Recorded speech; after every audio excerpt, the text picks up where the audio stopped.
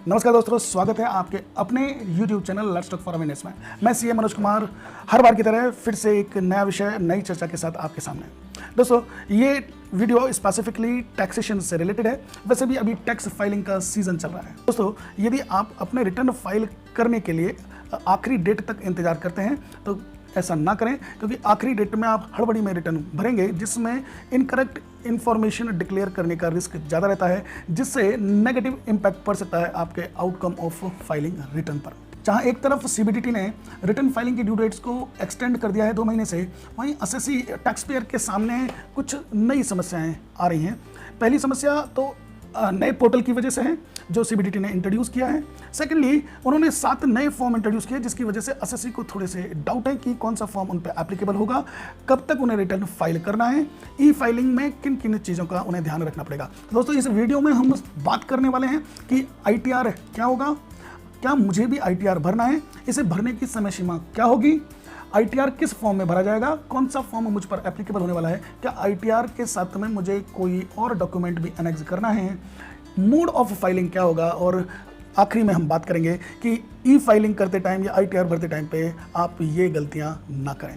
तो दोस्तों, इस वीडियो को देखना ना भूलें, इसे शेयर और सब्सक्राइब करना आपका फ़र्ज बनता है, क्योंकि अच्छी चीज़ जितनी ज़्यादा स्प्रेड हो उतना अच्छा है। दोस्तों, चालू करते हैं सबसे पहले कि ये आईटीआर होता क्या है। इनकम टैक्स रिटर्न अपनी आय का ब्यौरा हर व्यक्ति को टैक्स अथॉरिटी को देना पड़ता है। यदि उसने गत वर्ष में, प्रीवियस ईयर में कोई भी इनकम जनरेट की है आउट ऑफ द सोर्सेज, चाहे वो सैलरी की है, पेंशन की है, हाउस प्रॉपर्टी से इनकम है, बिजनेस से इनकम है या प्रोफेशन से इनकम है, किसी कैपिटल एसेट को बेचने से यदि कोई प्रॉफिट हो रहा है, या उसके पास में डिविडेंड या इंटरेस्ट की इनकम है, तो उसे इन इनकम्स की इंफॉर्मेशन को टैक्स अथॉरिटी को बताना पड़ेगा। जिस माध्यम से बता रहे हो उस माध्यम को हम आईटीआर कहते हैं। तो ITR is nothing, it is a information given for the source of income earn by every person, tax payer और assessee to the income tax department. ये पहली बार इंटरेक्शन असेसी का टैक्स डिपार्टमेंट से इस माध्यम से हो रहा होता है। अब बात करते हैं कि सर आईटीआर क्या मुझे भी फाइल करना है। अक्सर लोगों के दिमाग में ये सवाल आ जाता है कि आईटीआर मुझे फाइल करना है या नहीं। तो दोस्तों, इसके लिए सेक्शन 139(1) में आपको मैंडेटरी कंडीशंस बता रखी हैं जिनमें आपको आईटीआर फाइल करना ही पड़ेगा। ये ITR category of tax payer पर डिपेंड करता है। तो हम पहले जानने की कोशिश करते हैं ऐसी कौन सी मैंडेटरी कंडीशंस हैं जिनमें आईटीआर आपको फाइल करना पड़ेगा। इंडिविजुअल के केस में बात की जाए, यदि उसकी इनकम एग्जम्पशन लिमिट से ज़्यादा है तो उसे आईटीआर भरना पड़ेगा। एग्जम्पशन लिमिट आपकी उम्र पर डिपेंड करती है। यदि आपकी उम्र 60 साल से कम है तो उस केस में 2.5 लाख रुपए तक आपकी इनकम एग्जम्प्ट है। 60 से 80 के बीच में सीनियर सिटीजन है तो उस केस में आपको 3 लाख तक की इनकम एग्जम्प्ट है, और 80 से ऊपर 5 लाख तक आपको एग्जम्प्ट है। पर एक और एग्जम्पशन आपको है, यदि आप सीनियर सिटीजन है और आपकी उम्र 75 साल से ज़्यादा है, आपकी इनकम यदि पेंशन और इंटरेस्ट की है या दोनों से है, उस केस में आपको आईटीआर फाइल नहीं करना है, even though your income is more then exemption limit. दूसरी बात, यदि किसी इंडिविजुअल के द्वारा कोई भी असेट, फाइनेंशियल असेट या तो होल्ड की जा रही है, ओन की जा रही है आउटसाइड इंडिया, या उस फाइनेंशियल असेट में उसका कोई इंटरेस्ट है, तो उससे रिटर्न फाइल करना कंपलसरी है, चाहे उसकी एग्जम्पशन लिमिट से इनकम कम है। तीसरा, उन्होंने कुछ हैवी वैल्यू ट्रांजैक्शंस बताए हैं। इन हैवी वैल्यू ट्रांजैक्शंस में से यदि आप आते हैं तो आपको रिटर्न फाइल करना पड़ेगा, जिसमें पहला कि यदि आपके द्वारा किसी एक या एक से ज़्यादा करेंट अकाउंट में 1 करोड़ रुपए तक गत वर्ष में जमा कराया गया है तो आपको रिटर्न फाइल करना पड़ेगा। दूसरा, उन्होंने बोला यदि आपने कोई फॉरेन ट्रिप की है, आपने अपने लिए खर्चा किया है या किसी और के लिए, और वो खर्चा 2 लाख से ज़्यादा है तो उस केस में भी आपको रिटर्न फाइल करना पड़ेगा। तीसरा, आपका इलेक्ट्रिसिटी कंजम्पशन से रिलेटेड है कि यदि आपका aggregative expenditure is more than 1 lakh rupees in a previous year in relation to the electric consumption, उस केस में भी आपको रिटर्न फाइल करना पड़ेगा। चौथा, हम बात कर सकते हैं यदि आप एग्जम्पशन लिमिट के अंडर में आते हैं पर आपको रिफंड लेना है तो उस केस में भी आपको आईटीआर फाइल करना ही पड़ेगा। इनके अलावा आप वॉलंटरी स्वेच्छा से रिटर्न फाइल कर सकते हैं। स्वेच्छा से रिटर्न फाइल करने के आपके खुद के उद्देश्य हो सकते हैं। आपको लोन चाहिए, वीज़ा चाहिए, रिफंड के लिए आप अप्लाई करना चाहते हैं तो आप वॉलंटरी फाइल कर सकते हैं। इनके अलावा यदि हम एचओएफ और एओपी, एसोसिएशन ऑफ पर्सन, और बीओआई की बात करें, ये केवल रिटर्न तब भर पाएंगे जब उनकी इनकम एग्जम्पशन लिमिट से ज़्यादा होगी। इसके अलावा यदि फर्म और कंपनी की बात करें तो चाहे उनकी इनकम हो या ना हो, उन्हें रिटर्न कंपलसरी फाइल करना ही है। तो दोस्तों, हमने जानने की कोशिश की है कि रिटर्न फाइल मुझे करना है या नहीं। दोस्तों एक बार ये डिसाइड हो गया कि रिटर्न फाइल मुझे करना है या नहीं करना है, अब बात आती है कि सर ये रिटर्न फाइल करना कब तक है, इसकी समय सीमा क्या है। तो दोस्तों हर वो व्यक्ति जो कि ऑडिट के प्रोविजन में कवर्ड नहीं है, नॉर्मल डेट 31 जुलाई होती है ऑफ द असेसमेंट ईयर। इस साल के लिए 31 जुलाई 2021 थी, पर इसे 2 महीने से बढ़ा करके 30 सितंबर 2021 कर दिया गया है। हर वो असेसी जो कि ऑडिट के प्रोविजन में कवर्ड है उसके लिए नॉर्मल डेट 30 सितंबर हुआ करती है, पर इसे भी 2 महीने से बढ़ा करके 30 नवंबर तक कर दिया गया है। यदि हम बात करें बिलेटेड रिटर्न, यदि आप ड्यू टाइम पीरियड में रिटर्न फाइल नहीं कर पाए थे तो उस केस में आप 31 दिसंबर ऑफ असेसमेंट ईयर तक कर सकते हैं। इसकी भी टाइम ड्यूरेशन को 1 महीने से बढ़ा करके 31 जनवरी 2022 कर दिया गया है। Same with the revise return, आप अपने रिटर्न को यदि रिवाइज करना चाहते हैं तो इसकी टाइम पीरियड को भी 1 महीने से बढ़ा करके 31 जनवरी 2022 तक कर दिया है। यदि आपने समय सीमा के अंदर में रिटर्न फाइल नहीं किया है तो इसके आप पे कुछ नेगेटिव इम्पैक्ट पड़ सकते हैं। पहला, यदि हम बात करें, आप रिवाइज रिटर्न नहीं भर पाओगे, क्योंकि रिवाइज रिटर्न भरने की कंडीशन ही होती है कि original return due time date के अंदर में जाना चाहिए। दूसरा, आपका यदि कोई बिजनेस का लॉस है या हाउस प्रॉपर्टी का लॉस है उसे आप कैरी फॉरवर्ड नहीं कर पाएंगे। तीसरा, आपके ऊपर दूसरे penal consequences in relation to the late filing, interest and penalty के प्रोविजंस लग जाएंगे जो कि आपकी टैक्सेबल इनकम पर डिपेंड करते हैं। यदि आपकी टैक्सेबल इनकम 5 लाख से कम है तो उस केस में 5,000 रुपये तक की आप पे लाइबिलिटी आ सकती है। यदि 5 लाख से ज़्यादा आपकी आय है तो उस केस में 10,000 रुपये तक आपकी liability in relation to the late filing of return आ सकती है। तो क्यों देरी करते हो, रिटर्न टाइम से भर लेना। दोस्तों एक बार यदि आपको ये मालूम पड़ गया है कि ITR मुझे भरना है और समय सीमा क्या है, अगली बात जो आपके दिमाग में आनी चाहिए कि मुझे किस फॉर्म में ITR भरना है। For the assessment year 2021-22 CBDT has notified 7 new form, 7 नए फॉर्म इंट्रोड्यूस किए हैं ITR 1 से लेकर के ITR 7 तक। ये फॉर्म पिछले फॉर्म से थोड़े से चेंज हैं, पर कोशिश की गई है कि इनमें कोई सब्सटेंशियल चेंज ना किया जाए। Changes are at minimum side. ये सारे के सारे फॉर्म एनेक्सर लेस हैं।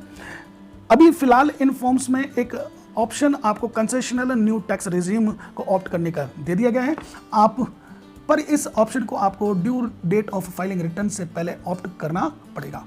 जहां पहले फॉर्म्स में आपको एक्सेल एंड जावा यूटिलिटी मिलती थी उसे इस साल से डिसकंटिन्यू कर दिया गया है। अब जेसॉन यूटिलिटी पर आपका पूरा वर्कआउट होने वाला है। जेसॉन का मतलब होगा जावा स्क्रिप्ट ऑब्जेक्ट नोटेशन यूटिलिटी। दोस्तों अब बात करते हैं कि इन फॉर्म्स में से कौन सा फॉर्म मुझ पे लगेगा। Applicability of ITR form is dependent upon 3 things. 3 चीज़ों पर निर्भर करता है। आपकी सोर्स ऑफ इनकम क्या है, अमाउंट ऑफ इनकम क्या है और आप किस कैटेगरी ऑफ टैक्स पेयर में आते हैं। आप इंडिविजुअल हैं, AOP हैं, फर्म हैं, HUF हैं, कंपनी हैं, आप किस कैटेगरी के हैं इस पर डिपेंड करेगा। यदि आपने सही फॉर्म चूज नहीं किया है तो उस केस में दोस्तों आपका रिटर्न डिफेक्टिव होगा। उस कंडीशन में आपकी कंप्लाइंस कॉस्ट और पैनल कंसिक्वेंसेस आप पे एप्लीकेबल हो जाएंगे। तो दोस्तों जब भी आप ई फाइलिंग करें कौन सी एप्लीकेबल फॉर्म आप पे लगने वाला है इसे देखना ना भूलें। इसके लिए कि मुझ पे फॉर्म कौन सा लगेगा हम आगे बात करते हैं। CBDT ने नए 7 form with minimum changes introduce किए जिसमें ITR 1 से लेकर के ITR 7 तक हैं। ITR 1 सहज, ITR 4 सुगम आपके लिए अवेलेबल हैं। इनमें से कौन सा फॉर्म किस टैक्स पेयर पर एप्लीकेबल होने वाला है हम बहुत डिटेल में एनालाइज करते हैं। तो चालू करते हैं पहले ITR 1 से। ITR 1 बेसिकली इंडिविजुअल के लिए है और वो भी रेसिडेंट, मीन्स यदि आप RNORI या नॉन रेसिडेंट हैं तो उस केस में आप पे ITR 1 एप्लीकेबल नहीं होगा। In relation to the source of income they have told केवल 3 सोर्स ऑफ इनकम इसमें शामिल होंगी। यदि आपकी इनकम सैलरी या पेंशन से है, आपकी आय एक मकान की है और उसमें भी आपके पास में कोई ब्रॉड फॉरवर्ड लॉसेस नहीं है। तीसरा सोर्स, अदर सोर्स की हम यदि बात करें तो इसमें इंटरेस्ट और डिविडेंड की इनकम शामिल हो सकती है जिसमें आप लॉटरी, रेस हॉर्स और लीगल गैम्बलिंग की इनकम को शामिल नहीं कर सकते। यदि इन तीनों सोर्स से इनकम आपकी 50 लाख से कम है, दूसरा एग्रीकल्चर इनकम आपकी 5,000 से ज़्यादा नहीं है तो आप ITR 1 भर सकते हैं। पर ध्यान दें आप कहीं not eligible tax payer of ITR में तो नहीं आ रहे हैं। वो कौन है तो जानने की कोशिश करते हैं। यदि आपकी इनकम तीनों सोर्स जिनके बारे में मैंने पहले बताया 50 लाख से ज़्यादा है, आपकी एग्रीकल्चर इनकम 5,000 से ज़्यादा है, आप किसी कंपनी के डायरेक्टर हैं या आपने during the last previous year any time you hold unlisted equity shares, या फिर आपके बिजनेस और प्रोफेशन की कोई इनकम है, या कैपिटल गेन से कोई इनकम हो रही है, चाहे वो शॉर्ट टर्म है या लॉन्ग टर्म है, आपके पास में एक से ज़्यादा यदि मकान है और उस मकान से रिलेटेड यदि आपका कोई ब्रॉट फॉरवर्ड लॉसेस है, या आपके पास में कोई फाइनेंशियल एसेट आउटसाइड इंडिया है या उसमें कोई इंटरेस्ट है, आपकी यदि साइनिंग अथॉरिटी आउटसाइड इंडिया है, या आपका TDS अंडर सेक्शन 194N कटा हुआ है, या फिर किसी एलिजिबल स्टार्टअप ने आपको ESOP की यूनिट एक्सरसाइज करने के लिए दी हैं, तो उस केस में आप ITR 1 नहीं भर सकते। फिर मेरे पास ऑप्शन क्या है, यदि आप इन कैटेगरीज में आते हो जो कि एलिजिबल नहीं है, उस केस में आपके पास में ऑप्शन केवल ITR 2 बचता है। तो ITR 2 क्या है? ITR 2 is going to be applicable on individual and HUF। हर वो व्यक्ति जो ITR 1 में मना कर दिया गया था वो ITR 2 भर सकता है। ध्यान केवल इतना रखें कि उस व्यक्ति की इनकम बिजनेस और प्रोफेशन से नहीं होनी चाहिए। यदि आपकी इनकम बिजनेस और प्रोफेशन से है तो उस केस में आप ITR 3 और 4 भरेंगे। तो ITR 2 केवल उन लोगों के लिए जिनके लिए ITR 1 में मना कर दिया गया था। ITR 3 आप यदि बिजनेस की आपकी इनकम है, इसके अलावा आपकी सैलरी या किसी और सोर्स इनकम है जो ITR 1 में मना की गई थी, आप वो सारे लोग इस ITR 3 को भर सकते हैं। अब बात करते हैं ITR 4 कौन भर सकता है। तो ITR 4 हर इंडिविजुअल HUF फर्म भर सकती है अदर देन LLP, पर उसके लिए भी कंडीशन है कि आप रेसिडेंट होने चाहिए, मीन्स RORI हैं। RNORI और नॉन रेसिडेंट के लिए ये फॉर्म एप्लीकेबल नहीं होगा। दूसरा उन्होंने बोला कि हर वो व्यक्ति जिसकी बिजनेस की इनकम है या प्रोफेशन से इनकम है और वो प्रेजेंटेटिव टैक्सेशन स्कीम को ऑप्ट करना चाहता है, मीन्स उसका टर्नओवर 2 करोड़ से ज़्यादा का नहीं है गत वर्ष में, वो इधर आ सकता है। अंडर सेक्शन 44AD, 44ADA और 44AE में अपना रिटर्न फाइल कर सकता है। अगली कंडीशन उन्होंने साथ में बताई कि उस व्यक्ति की सैलरी से इनकम, एक मकान से आए और अदर सोर्स की इनकम अदर देन इंटरेस्ट और डिविडेंड 50 लाख से ज़्यादा नहीं होनी चाहिए और एग्रीकल्चर इनकम 5000 से ज़्यादा नहीं है। तो यदि आप ये सारी कंडीशंस पूरी करते हैं तो आप ITR 4 भर सकते हैं। अदरवाइज यदि आपकी बिजनेस की इनकम है और आप इनमें से कहीं नॉट एलिजिबल हो रहे हैं तो आपके पास में ऑप्शन केवल ITR 3 ही बचता है।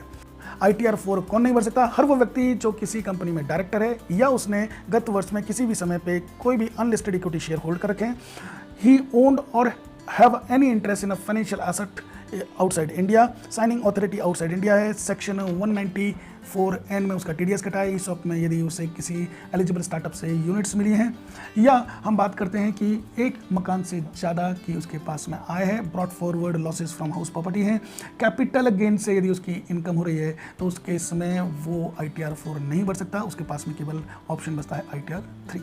बात करते हैं ITR 5 कौन भरेगा। ITR 5 इंडिविजुअल HUF कंपनी के अलावा बाकी सभी भर सकते हैं, मतलब association of person, body of individual, firm including proprietorship firm आपकी हो सकती है, पार्टनरशिप फर्म हो सकती है, आप आर्टिफिशियल या जुडिशियल पर्सन है तो उस केस में आप ITR 5 भर सकते हैं। ITR 6 is specifically applicable to the companies but those companies which are not getting any exemption under section 11, और ITR 7 में आपके जितने भी एग्जम्प्टेड सेक्शन 139(4) में जितने भी एग्जम्प्टेड एंटिटीज़ बता रखी हैं केवल वो भर सकते हैं, जिसमें आपका चैरिटेबल इंस्टीट्यूशंस हो गए, आपकी पॉलिटिकल पार्टीज हो गई। अभी दोस्तों हमने देखा कि ITR फॉर्म आप पे कौन सा एप्लीकेबल होगा ये डिसाइड करना जरूरी है। हर ITR फॉर्म की अपनी कुछ स्पेसिफिक कंडीशन है, यदि आप उन कंडीशंस को मीट आउट कर पाते हो तो उस ITR फॉर्म को आपको भरना चाहिए। ये वीडियो आपको कैसा लगा? आप अपनी प्रतिक्रियाएं कमेंट के फॉर्म में कमेंट बॉक्स में दे सकते हैं। आपके ये कमेंट्स मुझे मोटिवेट करते हैं कि मैं ऐसे ही लेटेस्ट अपडेटेड फाइनेंशियल और टैक्सेशन से रिलेटेड वीडियोज़ आपके सामने लाता रहूँ। आप हमसे जुड़े रहें, इसे आगे ज़्यादा से ज़्यादा स्प्रेड करें, सब्सक्राइब करें। इसी के साथ मैं आपसे आगे चाहूँगा। धन्यवाद, फिर मिलते हैं अगले वीडियो में। नमस्कार।